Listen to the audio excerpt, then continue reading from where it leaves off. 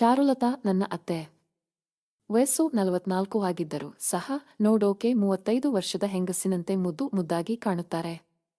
ಹೇಳ್ಕೊಳ್ಳೋಕೆ ಅವರ ಮಗಳನ್ನು ಮದುವೆಯಾಗಿದ್ದೇನೆ ಅಷ್ಟೇ, ಆದ್ರೆ ನನ್ನ ಗಮನವೆಲ್ಲ ನನ್ನ ಅತ್ತೆಯ ಮೇಲೇನೆ ಹೆಚ್ಚು.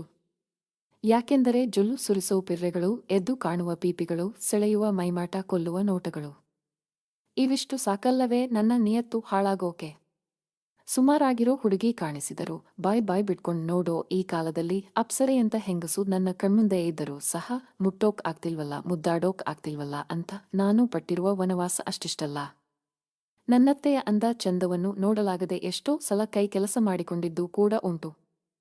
ಅತ್ತೆಗೆ ಬಲೆ ಬಿಸೋಣ ಅಂದರೆ ನನ್ನ ಹೆಂಡ್ತಿಗೆ ಗೊತ್ತಾದ್ರೆ ಅನ್ನೋ ಭಯ ಒಂದು ಕಡೆ, ಅತ್ತೆ ಹೇಗೆ ರಿಯಾಕ್ಟ್ ಮಾಡ್ತಾರೋ ಅನ್ನೋ ಭಯ ಇನ್ನೊಂದು ಕಡೆ. ಆರಕ್ಕೇರಲಿಲ್ಲ ಮೂರಕ್ಕಿಳಿಯಲಿಲ್ಲ ಅನ್ನೋ ಹಾಗೆ ಇದ್ದ ನನ್ನ ಕತೆಗೆ ಒಂದು ದಿನ ಜೀವ ಬಂತು. ನನ್ನ ಜೀವನದಲ್ಲಿ ನಡೆದ ನಿಜವಾದ ಘಟನೆಯನ್ನು ನಿಮ್ಮ ಬಳಿ ಹಂಚಿಕೊಳ್ಳುತ್ತಿದ್ದೇನೆ. ಈ ಕತೆ ಇಷ್ಟ ಆದ್ರೆ ತಪ್ಪದೆ ಸಬ್ಸ್ಕ್ರೈಬ್ ಮಾಡಿ ಹಾಗೂ ತಪ್ಪದೆ ಬೆಲ್ ಐಕಾನ್ ಒತ್ತಿ. ಕ್ಯಾಶುಯಲ್ ಆಗಿ ನಮ್ಮತ್ತೆಯನ್ನು ನೋಡಿ ಬರಲು ನಾನು ಮತ್ತು ನನ್ನ ಹೆಂಡತಿ ಅವರ ಮನೆಗೆ ಹೋದೆವು. ನಮ್ಮಿಬ್ಬರ ಆಗಮನದಿಂದ ನನ್ನತ್ತೆ ಬಹಳ ಖುಷಿಯಿಂದ ಸ್ವಾಗತಿಸಿ ಅತಿಥಿ ಸತ್ಕಾರ ಮಾಡಿದರು. ಅವತ್ತು ರಾತ್ರಿ ಅತ್ತೆಗೆ ಮುಹೂರ್ತ ಇಡಲು ಟ್ರೈ ಮಾಡಿದೆ, ಆದರೆ ಸಮಯ ಸಹಕರಿಸಲಿಲ್ಲ. ಏನಾದರಾಗಲಿ ನನ್ನ ಮನಸ್ಸಲ್ಲಿರೋ ಎಲ್ಲ ವಿಷಯವನ್ನು ಹೇಳಿ ನೋಡೋಣ ಅಂತ ಕಾಯುತ್ತಿದ್ದೆ. ನನ್ನ ಹೆಂಡ್ತಿ ಬೇತಾಳದ ಹಾಗೆ ನನ್ನ ಹೆಗಲ ಮೇಲೆಯೇ ಇರುತ್ತಿದ್ದಳು. ಸಮಯಕ್ಕಾಗಿ ಕಾಯುತ್ತಿದ್ದ ನನಗೆ ಒಂದು ಅವಕಾಶ ಸಿಕ್ಕಿತು. ಬರೋದು ಸಂಜೆ ಆಗುತ್ತೆ ಅಂತ ಹೇಳಿ ನನ್ನ ಹೆಂಡ್ತಿ ತನ್ನ ಸ್ನೇಹಿತೆಯ ಮನೆಗೆ ಹೋದಳು. ಅಬ್ಬಾ ದರಿದ್ರ ತೊಲಗಿತು ಅಂತ ಅಂದುಕೊಂಡು ಅತ್ತೆ ಬಳಿ ಹೋದೆ. ಅತ್ತೆ ಅಡುಗೆ ಮಾಡುತ್ತಿದ್ದರು. ನನ್ನನ್ನು ನೋಡಿ ಅಳಿಯಂದ್ರೆ ಮಧ್ಯಾಹ್ನದ ಊಟ ಏನ್ ಮಾಡ್ಲಿ ಅಂತ ಕೇಳಿದರು. ನಾನು ಧೈರ್ಯ ತೆಗೆದುಕೊಂಡು ಅವರ ಕಣ್ಣನ್ನೇ ನೋಡುತ್ತಾ ಅತ್ತೆ ನನಗೆ ಬೇರೆ ತರ ಹಸಿವಾಗಿದೆ ಅಂದೆ. ಅವರು ನಗುತ್ತಾ ಅದೇನಪ್ಪ ಅಂತ ಹಸಿವು ಅಂತ ಕೇಳಿದರು. ನಾನು ಅತ್ತೆ ನಿಮ್ಮ ಜೊತೆ ಮಲಗಬೇಕು ಅಂತ ಹೇಳಿಬಿಟ್ಟೆ. ಅವರು ನನ್ನನ್ನು ದಿಟ್ಟಿಸಿ ನೋಡುತ್ತಾ ತಮ್ಮ ಎದೆ ಮೇಲೆ ಕೈ ಇಟ್ಕೊಂಡು ಏನ್ ಅಳಿಯಂದ್ರೆ ಏನ್ ಮಾತಾಡ್ತಾ ಇದ್ದೀರಾ, ನಿಮಗೆ ತಲೆ ಕೆಟ್ಟಿಲ್ಲ ತಾನೇ ಅಂತ ಹೇಳಿದರು. ನಾನು ಇಲ್ಲ ಅತ್ತೆ ನನಗೆಲ್ಲ ಸರಿಯಾಗಿಯೇ ಇದೆ, ಪ್ಲೀಸ್ ಒಂದು ಸಲ ಅಂದೆ. ಅವರು ಇಲ್ಲ ಅಳಿಯಂದ್ರೆ ನೀವು ಕೇಳುತ್ತಿರುವುದು ತಪ್ಪು, ನನ್ನ ಜೊತೆ ಹೇಳುತ್ತಿರುವುದು ಮಹಾ ತಪ್ಪು. ಅದಕ್ಕಾಗಿ ನನ್ನ ಮಗಳನ್ನೇ ನಿಮಗೆ ಕೊಟ್ಟಿದ್ದೀನಿ, ಹೋಗಿ ಅವಳ ಜೊತೆ ಮಲಗಿ, ಅಥವಾ ಯಾವಳಾದ್ರೂ ನೀತಿಗೆಟ್ಟವಳು ಇದ್ರೆ ಅವಳ ಬಳಿ ಹೋಗಿ ಅಂತ ಗದರಿಸಿದರು. ಅತ್ತೆಯ ಮಾತಿಂದ ನನಗೆ ಗೊತ್ತಾಯಿತು ನಾನೆಷ್ಟು ಬೇಡಿಕೊಂಡರೂ ವರ್ಕೌಟ್ ಆಗಲ್ಲ ಅಂತ. ನಾನು ಕೋಪದಲ್ಲಿ ನನ್ನ ರೂಮಿಗೆ ಬಂದು ಯೋಚಿಸತೊಡಗಿದೆ, ಏನಿದು ಗಾಡಿ ಈ ರೀತಿ ರಿವರ್ಸ್ ಆಗೋಯ್ತಲ್ಲ. ಮಾವ್ ಸತ್ತು 7 ವರ್ಷ ದಾಟಿದೆ, ಅಲ್ಲಿಂದ ಇಲ್ಲಿಯವರೆಗೂ ಅತ್ತೆ ಹೇಗೆ ಕಂಟ್ರೋಲ್ ಮಾಡಿಕೊಳ್ಳುತ್ತಿದ್ದಾರೆ. ಅಪರೂಪಕ್ಕೆ ಒಂದು ದೊಣ್ಣೆ ಸಿಕ್ಕಿದೆ, ಹಾಕಿಸಿಕೊಳ್ಳೋಣ ಅಂತ ಯೋಚಿಸದೆ ಬೈದ್ಬಿಟ್ರಲ್ಲ ಅಂತ ಯೋಚಿಸುತ್ತಾ ನಿದ್ದೆಗೆ ಜಾರಿದೆ. ಮಧ್ಯಾಹ್ನ 2 ಗಂಟೆಗೆ ಅತ್ತೆ ನನ್ನ ಎಬ್ಬಿಸಿ ಬನ್ನಿ ಅಳಿಯಂದ್ರೆ ಊಟ ಮಾಡೋಣ ಅಂದರು. ನಾನು ಕೋಪದಲ್ಲಿ ನನಗೆ ಊಟನೂ ಬೇಡ ಸಾಟಾನೂ ಬೇಡ ಹೋಗ್ ಅಂತೇಳಿ ಮಲಗಿಕೊಂಡೆ. ಅವರು ಹೊರಟು ಹೋದರು. ರಾತ್ರಿ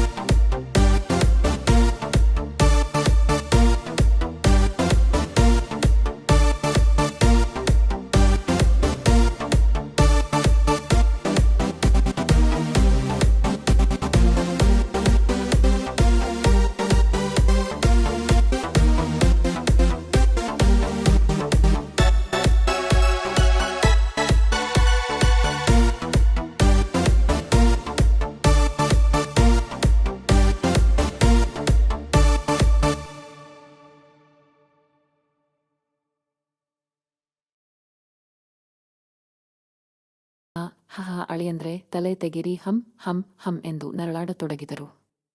ಅವರ ತೂತಿನ ವಾಸನೆಗೆ ನನಗೆ ಕಿಕ್ ಏರಿ ನಾನು ಹುಚ್ಚನಾಗಿ ಹೋಗುತ್ತಿದ್ದೆ. ಅವರು ನನ್ನ ತಲೆಯನ್ನು ಹಿಡಿದು ತಳ್ಳುತ್ತಾ ಆಗ್ತಿಲ್ಲ, ಬಾಯಿ ತೆಗೀರಿ ಪ್ಲೀಸ್ ಪ್ಲೀಸ್ ಅನ್ನುತ್ತಿದ್ದರು. ನಾನು ಬಿಡದೆ ಅವರ ತೂತಿನೊಳಗೆ ನಾಲಿಗೆಯಿಂದ ದಾಳಿ ಮಾಡಿ ಮಾಡಿ ತೂತು ನೀರನ್ನು ಬಿಡುವ ಹಾಗೆ ಮಾಡಿದೆ. ಅವರು ನನ್ನ ತಲೆಯನ್ನು ಹಿಡಿದು ಒತ್ತಿಕೊಳ್ಳುತ್ತಾ ಅಫ್ಹಹ ಎಂದು ಚೀರುತ್ತಾ ಗಂಜಿಯನ್ನು ಹಾರಿಸಿದರು. ನಾನು ಅವರ ಗಂಜಿಯನ್ನು ಕುಡಿದು ತೆಗೆದ ಮೇಲೆ ಟೈಮ್ ನೋಡಿದೆ. 5 ನಿಮಿಷ ಮುಗಿದಿತ್ತು. ಇನ್ನುಳಿದಿರುವುದು 25 ನಿಮಿಷ. ಅಷ್ಟರಲ್ಲಿ ನನ್ನ ಗಂಜಿಯನ್ನು ಅವರ ತೂತಿನೊಳಗೆ ಬಿಡಬೇಕು ಅಂತೇಳಿ ಅವರ ಮೇಲೆ ಮಲಗಿದೆ. ಅವರು ನಾಚುತ್ತಾ ಅಕ್ಕ ಪಕ್ಕ ನೋಡುತ್ತಿದ್ದರು. ನಾನು ಅವರ ಮುಖವನ್ನು ಹಿಡಿದು ಅವರ ಕೆಂಪು ತುಟಿಯನ್ನು ಲಾಕ್ ಮಾಡಿಕೊಂಡೆ. ಅಬ್ಬಬ್ಬಾ, ಎಳೆ ತುಟಿಯ ಟೇಸ್ಟ್ ತರ ಇದೆ. ಬೆಲ್ಲ ಚೀಪುತ್ತಿರುವ ಫೀಲ್ ಆಗುತ್ತಿದೆ. ಇವ್ಳಾದ್ರೂ ನನ್ನ ಹೆಂಡ್ತಿ ಆಗ್ಬಾರ್ದಾಗಿತ್ತ ಅಂತ ಅನ್ನಿಸುತ್ತಿದೆ. 1-2 ನಿಮಿಷ ಅವರ ತುಟಿಗಳ ಜೊತೆ ಆಟ ಆಡಿ ಅದರ ಜೇನನ್ನು ಸವಿದೆ. ಅತ್ತೆಯಂತೂ ನಾಚಿ ಕರಗಿ ಹೋಗುತ್ತಿದ್ದಳು. ನಾನು ಹಾಗೆ ಅವರ ಕಾಲುಗಳನ್ನು ಅಗಲಿಸಿ ನನ್ನ ದೊಣ್ಣೆಯನ್ನು ಅವರ ತೂತಿನ ಮೇಲೆ ಇಟ್ಟು ಉಜ್ಜಾಡಿದೆ. ಆ ಬಿಸಿ ಶಾಖಕ್ಕೆ ನನ್ನ ದೊಣ್ಣೆ ಮತ್ತಷ್ಟು ಗಡುಸಾಯಿತು. ಹಾಗೆ ಕೆಳಗಡೆ ಕೈ ಹಾಕಿ ನನ್ನ ದೊಣ್ಣೆಯನ್ನು ಹಿಡಿದು ಅವರ ತೂತಿನ ಕಿಂಡಿಗೆ ಇಟ್ಟು ದಬಾಯಿಸಿ ತಳ್ಳಿದೆ. ಅವರ ತೂತಿನ ಬಾಗಿಲನ್ನು ಸೀಳಿಕೊಂಡು ನನ್ನ ದೊಣ್ಣೆ ನುಗ್ಗಿತು. ಅತ್ತೆ ನನ್ನ ಬೆನ್ನಿಗೆ ಕೈ ಹಾಕಿ ಅದುಮುತ್ತ ಅಯ್ಯೋ ಅಮ್ಮಮ್ಮ ಅಂತ ಮುಲುಗಿದರು. ನಾನು ನಿಧಾನವಾಗಿ ಆರಂಭಿಸಿ ಕಾಲಕ್ರಮೇಣ ವೇಗ ಹೆಚ್ಚಿಸಿದೆ. ಅತ್ತೆ ಕಣ್ಣನ್ನು ಮುಚ್ಚಿ ಅಯ್ಯೋ ಅಮ್ಮಮ್ಮ ಹಹ ತಡೆಯೋಕೆ ಆಗ್ತಿಲ್ಲ, ಸ್ವಲ್ಪ ನಿಧಾನ ಕಣ್ರಿ ಎಂದು ಮುಲುಗುತ್ತಿದ್ದರು. ನಾನು ಮತ್ತಷ್ಟು ಸ್ಪೀಡ್ ಜಾಸ್ತಿ ಮಾಡಿ ಕುಟ್ಟತೊಡಗಿದೆ. ಪಟ್ ಪಟ್ ಪಟ್ ಪಟ್ ಪಟ್ ಅನ್ನೋ ಶಬ್ದ ನಮ್ಮ ರೂಮನ್ನು ಆವರಿಸಿಕೊಂಡಿತು. ಆ ಶಬ್ದಕ್ಕೆ ಅತ್ತೆ ಕೊಡುತ್ತಿದ್ದ ರಿಯಾಕ್ಷನ್ಗೆ ನಾನು ಕೀಲು ಕುದುರೆಯಾಗಿ ತೂತನ್ನು ಧ್ವಂಸ ಮಾಡುವ ಹಂತಕ್ಕೆ ತಲುಪಿದೆ. ಅತ್ತೆಯ ಆರ್ತನಾದಗಳು, ನಾನು ಹಾಕುತ್ತಿದ್ದ ಏಟಿಗೆ ಸರಿಯಾಗಿ ಕುಣಿಯುತ್ತಿದ್ದ ಅವರ ಪೀಪಿಗಳು, ಪಚಕ್ ಪಚ್ಕ ಪಚಕ್ ಪಚ್ಕ ಅನ್ನೋ ಮಧುರ ಧ್ವನಿ, ನಾನು ಯಾವುದೋ ಲೋಕದಲ್ಲಿ ಇದ್ದಂಥ ಅನುಭವವಾಗುತ್ತಿತ್ತು. ನಾನು ಅತ್ತೆಯ ಪೀಪಿಗಳನ್ನು ಹಿಡಿದು ಹಿಸುಗುತ್ತಾ 7-8 ಸಾರಿ ಗುಮ್ಮಿದರೆ ಅತ್ತೆಯ ಮುಖದ ತುಂಬಾ ಮುತ್ತಿನ ಸುರಿಮಳೆಯನ್ನು ಸುರಿಸುತ್ತಾ 10 ಹೊಡೆತಗಳನ್ನು ಕೊಡುತ್ತಿದ್ದೆ. ನನ್ನ ದೊಣ್ಣೆ ಕೊಡುತ್ತಿದ್ದ ಹೊಡೆತಕ್ಕೆ ಅಯ್ಯೋ ಅಯ್ಯೋ ಅಮ್ಮಮ್ಮ ಅಬ್ಬಬ್ಬಬ್ಬ ಎಂದು ನರಳುತ್ತಾ ಸೊಂಟವನ್ನು ಎತ್ತಿ ಎತ್ತಿ ಕೊಡುತ್ತಿದ್ದರು. ನಮ್ಮ ದೆಂಗಾಟ ಶುರುವಾಗಿ ಅರ್ಧ ಗಂಟೆ ದಾಟುತ್ತಿದ್ದರೂ ಬಿಡುವ ಪರಿಸ್ಥಿತಿಯಲ್ಲಿ ನಾನಿಲ್ಲ, ಬಿಡು ಅಂತೇಳುವ ಪರಿಸ್ಥಿತಿಯಲ್ಲಿ ಅತ್ತೆ ಇಲ್ಲ. ಹಾಗೆ ಗುಮ್ಮಿ ಗುಮ್ಮಿ ನಾನು ಅಂತಿಮ ಘಟ್ಟವನ್ನು ತಲುಪಿದೆ. ನನ್ನ ಸಂಚಲನ ಅತ್ತೆಗೂ ಕೂಡ ಗೊತ್ತಾಗಿ ನನ್ನ ಕುಂಡಿಯ ಪಿರ್ರೆಗಳನ್ನು ಹಿಡಿದು ಅದುಮಿದರು.